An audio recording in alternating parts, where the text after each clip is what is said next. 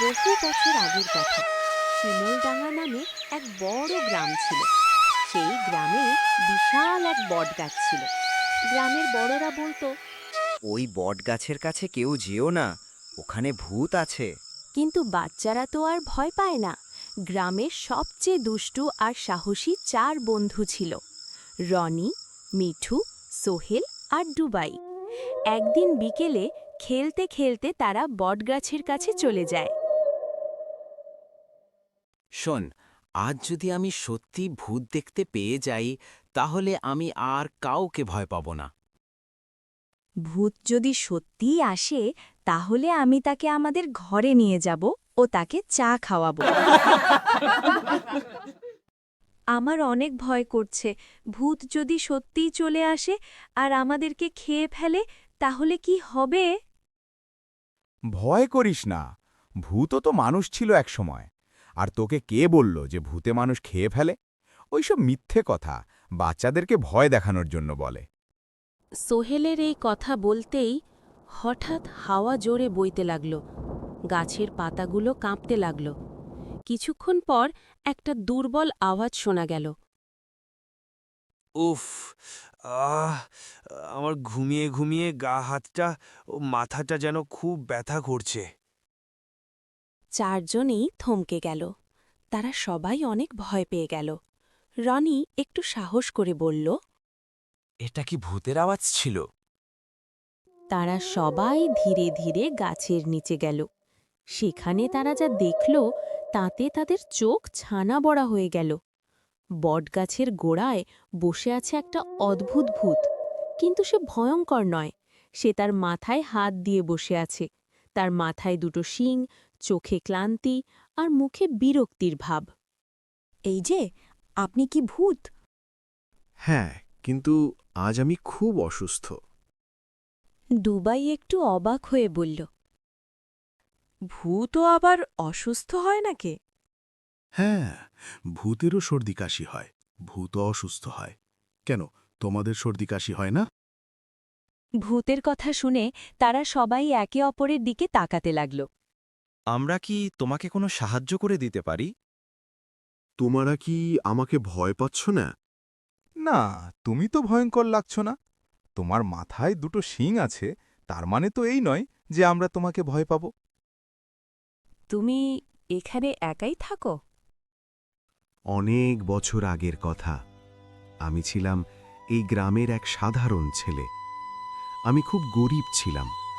আমার খুব ইচ্ছা ছিল স্কুলে পড়ব, কিন্তু গ্রামের সবাই আমাকে নিয়ে অনেক হাসাহাসি করত।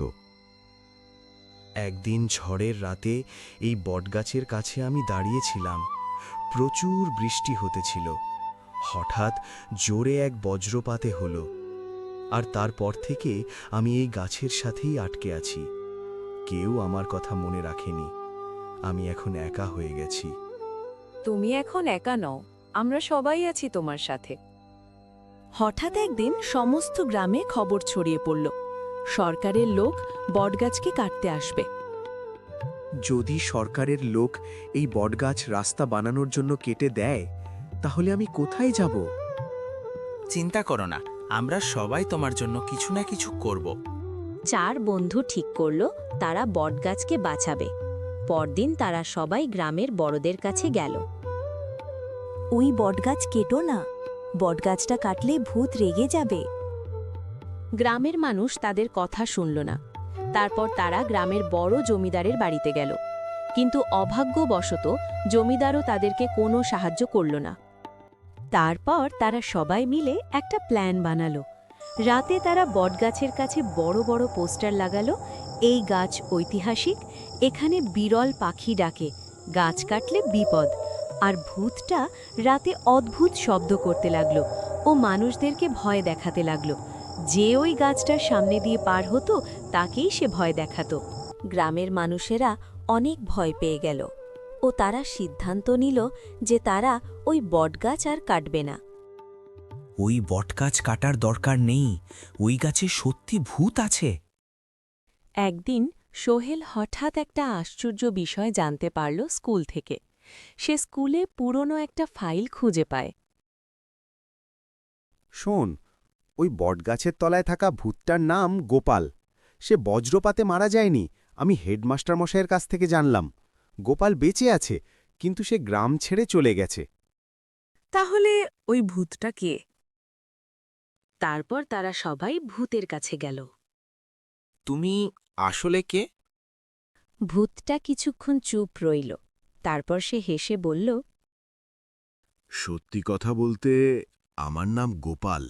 ও আমি ভূত নয়, আমি আসলে নাটকের দলের একজন সদস্য। আমি নাটকে ভূতের অভিনয় করতে করতে নিজেই ভূত হয়ে গেছি। আর তুমি অসুস্থ কেন? গতকাল আমি 10টা ফুচকা আর 3টে ঝালমুড়ি খেয়েছি, তাই আমার পেট খারাপ। তাহলে কি আমরা এতদিন নকুল ভূতকে বন্ধু বানিয়েছিলাম? হ্যাঁ, কিন্তু বন্ধুত্বটা সত্যি ছিল। ভূত থাকুক বা না থাকুক, বন্ধুত্ব থাকলে গল্প জমে।